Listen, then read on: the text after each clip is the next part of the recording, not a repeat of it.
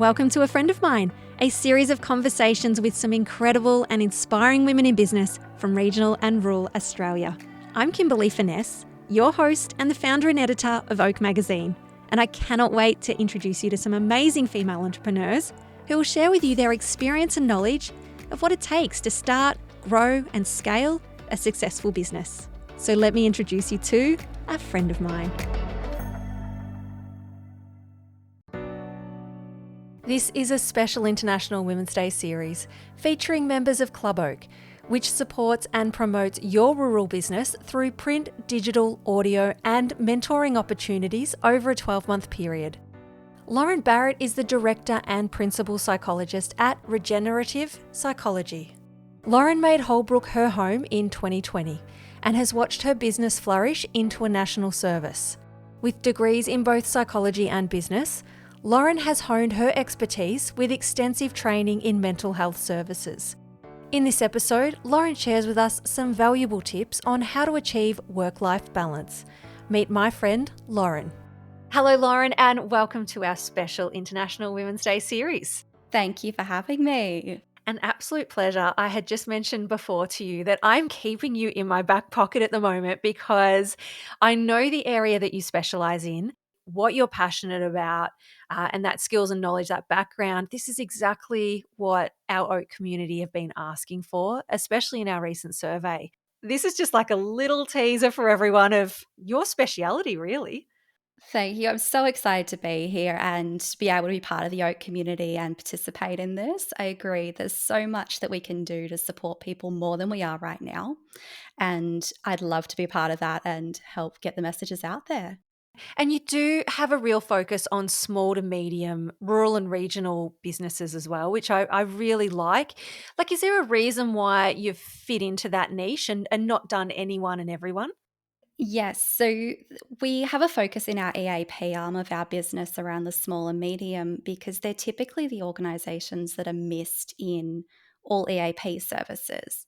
Our market research indicates that a lot of EAP companies have significant startup costs with lots of higher fees, and it can really preclude the access for rural and regional businesses, and particularly those small and medium ones. So we've decided we can do it differently and we can make it work. And we really want to dedicate ourselves to those businesses who actually need it.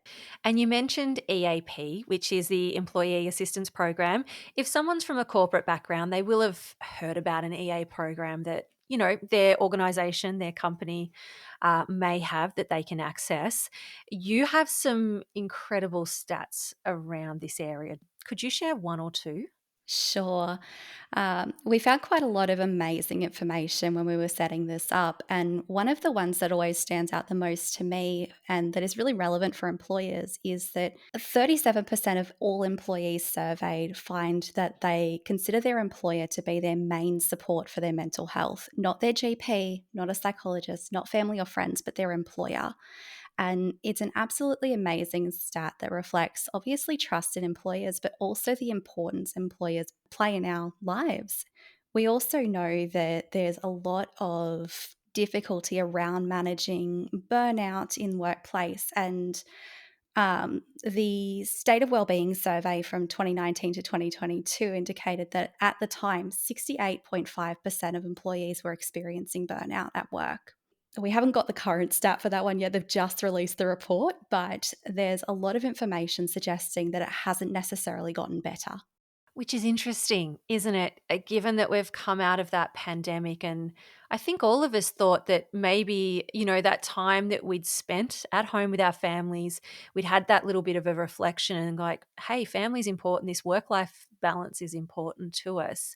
But it does feel like the world is back at 100 mile an hour. I don't know about you, but like you can feel it sometimes when you go to the supermarket, when you're driving around town, like there's this frenetic energy. It's always very interesting when we look in this space in that we do see these dips and these high points when it comes to things like burnout and different times of years, but people's different experiences. And I think it's an area that's really regularly forgotten about in the regional, rural, less corporate settings because we don't consider that everyone can be burned out. It doesn't matter if they're sitting at a desk for 9 to 5 or if they're on a farm doing work with animals. doesn't make a difference. Oh my gosh, such good points. You moved to Holbrook in New South Wales, which is a tiny rural town, in 2020 and have launched your business whilst you've been there. So tell me, what inspired you to start Regenerative Psychology? I'll be honest, it was our local GPs. I had no plans of starting a practice when I first moved here, but when I met our local GPs and I found out what I did, they were so keen to get me on board. We hadn't had local servicing for several years, and the nearest psychologist that was taking any referrals was 70 kilometres away from town, which really reduced the access to for our local communities. So as it wasn't a plan, but on hearing that, we had the business up and running within 3 months, and within 6 months, it was my full-time job. We've had such a really wonderful uptake of the service, and it's been an absolute pleasure to be able to work with our amazing medical teams and community members through that. But it's been a whirlwind. My gosh, 3 months. In terms of business knowledge, where did you find that? Where did you tap into? Was there some specialists that you knew, hey, they know how to build a website. This one knows how to copyright. This one knows the back end of all our finances and everything. Did you have a team to support you to do that? No, this is where I get to show off a little bit and say I did all of that myself. Um, it was a really big thing. So I'd worked in management prior in different roles, which had given me a bit more of that business understanding beyond just study and things like that. But it was a learning curve. Starting my own practice was my first time ever using Medicare servicing. It was my first time running invoices or anything like that. So it was a really big shift and change. And I was lucky that I could kind of taper into it while still working my Sydney job and then come full time onto it. I think I would have hit panic stations really early on if I'd been on my own. These days, I do work with some amazing business coaches who help me to really focus on our strategy and building a service that everyone would love to be part of. We're here to talk about work-life balance. Like, how do you manage work-life balance in a rural setting? It's actually a really interesting situation because it's very different to when I worked in a city. In a city, I'd be in an office and I'd have to come home and shut down that way. But now I have my office day, and then most of the time I work from home. So there's not that separation between work and life a lot of the time. So it's taken a fair bit to actually put things in place around that on my day to day. And typically, it looks like having a really structured, regular routine of when do I see clients versus not see clients. My work phone is almost always on do not disturb unless I know I need to make phone calls. And that just helps me to keep focused on my admin tasks, on my clients, and actually manage my life. There's nothing worse than getting calls in the middle of important things and not being able to do either service justice. So I've really worked on the kind of more structural aspects of work-life balance on that front, but also making sure that running my own business, I'm not working 24/7. Having that idea that there's always going to be people who need help, and I can't help everyone right now. So I take a lot of time to work with reflection, supervisors, and focus on my well-being through the process as well so that I can help others better. It's really interesting, even though you've just started out. So you're in that startup phase as such, but are very conscious of not taking on too much. Where has that come from? It's obviously been a conscious decision for you. Very much so. It's an area where I see it a lot with clients, but I also supervise early career psychologists, and we see this a lot where we have this drive to help. You come into a helping profession and your goal is to help as many people as possible. And typically we find that that means we leave ourselves at the side of the road really struggling. And honestly, it's lessons I've learned through some of my amazing clients, a lot of mums, women, and even people just living on farms, the fact that life doesn't stop. It's always going, something always demands your attention, but you can't pull from an empty cup. And we need to be able to look after that. And realistically, I need to live by example on that front because if I can't do it, I can't help someone else do it effectively. So it's a really big focus, and it's often a big focus in therapy that we find as well because we know that it happens way too often. Mm.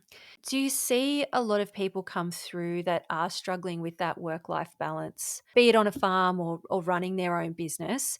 And Do they recognize that? Is that something that they're, I suppose, a cycle that they're trying to break and don't know how? Yes and no. I think it's a really interesting space that historically that's always just been how it's worked. If you live on a farm, you work on the farm, and the farm is your life. It's your well being, it's your support system, it's everything.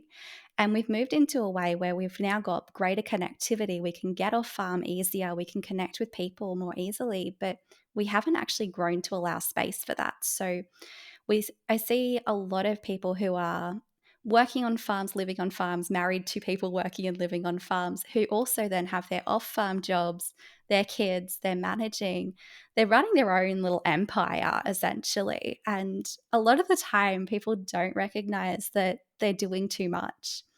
If you kind of break down everyday activities, they tend to be a lot more steps than we give them credit for. Even if we talk about just making a doctor's appointment, I can get that down to like 15 steps if we want to actually go there. But you think about it as just you make an appointment, you go.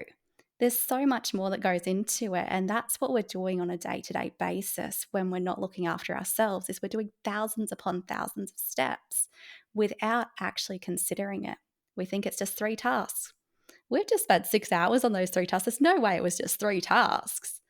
So a lot of our work ends up being identifying and being mindful of that, and then working to build strategies to actually change it. Work-life balance is something I'm obviously very passionate about. It's something that I try and live and breathe as much as I can as well, because we can burn out so quickly and not be able to function anymore. Mm. So, on that beautiful segue, thank you, Lauren. What are some strategies and routines that you personally use to maintain that healthy work life balance? As I mentioned before, I love having a bit of a structured routine. So, having days where you do regular tasks if you're in the workplace, even scheduling your workday out. So, I check emails at these times and these times, or I do phone calls at 9 a.m. and 3 p.m. And trying to give yourself things that will help you to better manage that, which is also really helpful if you run your own business, work on a farm, those spaces where there's always going to be something else you have to do. If you're working away from home, having a coming home routine where you come home, you put all your things in the one space, you get changed. That idea of leaving your outside clothes for outside and having inside clothes is actually really helpful a lot of the time. It creates this almost psychological break between work and home. We often talk about the idea of having separate workspaces to home spaces where possible. It's not always possible. And that might be where you then have either different devices or do not disturb systems. But we want to try and have those things that create these breaks between work and home. So we then have more opportunity to focus on our self care and what recharges us when we are home rather than being distracted by work. Mm. I remember when I first started, and I think there's a lot of people that are similar, that when you first start a business, it's on the kitchen table. I would always be in the kitchen and I'd just spin around on my chair and, and talk to them while they're cooking. And I suppose, as you said, there's no clear break. Definitely. And if you can't create a dedicated space, a strategy I put in place with people I've worked with before is actually having a dedicated work bag where your laptop gets put away into that and it gets put outside. So, not leaving it on that kitchen table at home, because you leave it there, you're always tempted. You're always like, I could just check my emails. But then you go down the rabbit hole of working for an extra couple hours, which isn't really helpful for us. We want to try and contain work so we can have a life around it as well, and manage the fact that we deserve to have a life around work. Work is one part of our lives, but it's not our whole lives. Oh, they are such good tips. Like, just the coming home routine. I hadn't even thought of that one. I love the idea of putting the laptop into the bag. So, before I let you go, what feeling does International Women's Day evoke for you? I think it brings up a sense of empowerment, the fact that we are really paying attention to women, women's needs, the discrepancy between women and men in workplaces, but in life in general. I think it really empowers us to actually have those conversations and start driving change. And that's one of the things that always stands out for me, because there's always these conversations around, um, very poignant at the moment, is the differences in women's versus men's wages. We're seeing that being researched and shown much more clearly, even that we've all kind of known it was there. These are things that drive us to actually research and find that out and prove it so we can actually make change happen. I think it's just it's an empowering day. It's about celebrating women, what they can do, and really helping them thrive. Is that just not the news of the day today? I mean, we're recording this the day that report has been released. Have you read some of it and a bit disheartening though? Going, oh, how are we going to get there? Yeah, I think it's a really interesting space. And I think I'm from that generation where it was just so ingrained that this was what happened. You didn't question it. And the more that I've worked across these different areas in employment and the workplaces, the more that I've learned about the fact that this is actually a really big problem. And we don't need to accept it. I think having this disclosure, all this information come out is going to help get that message across. The fact that it's always been that way, but it should never have been that way. And it doesn't need to continue to be that way. And realistically, having those shock statistics is really helpful. It's never a good thing because people have had to suffer to make those statistics happen. And at the same time, it's good to have the information now. Thank you so much, Lauren, for being a guest on a Friend of Mine podcast. Thank you so much for having me. It's been my pleasure, and I can't wait to share more with the community. Now, before you take off with all that inspiration and knowledge, we'd love for you to leave a review on our podcast so that we can continue to amplify women's voices in the media. And if you have any questions, we'd like to celebrate a win, you can always connect with us on Facebook and Instagram at Oak Magazine AU. I'm so glad we've met and that now you know a friend of mine.